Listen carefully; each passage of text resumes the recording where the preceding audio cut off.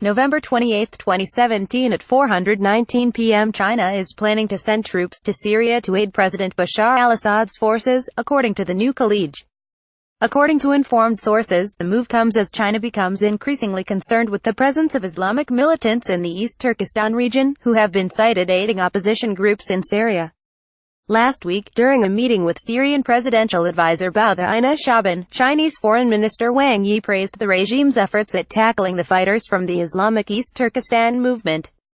The Syrian regime has also claimed that some 5,000 fighters of Uyghur origin, an ethnic Muslim minority that Chinese authorities regularly accuse of terrorism, have arrived in Syria, illegally passing through Southeast Asia and Turkey. The sources said that the Chinese Ministry of Defense intends to send two units known as the Tigers of Siberia and the Night Tigers from the Special Operations Forces to aid Syrian government troops.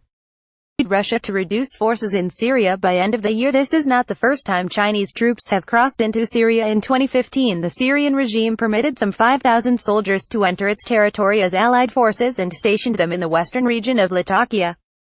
Chinese military advisors were also among the deployment, as well as naval and aerial assets.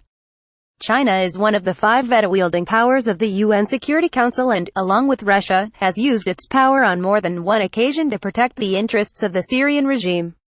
Russian support has given the government an upper hand in the 6-year-long civil war, especially as the battle against Daesh comes to an end.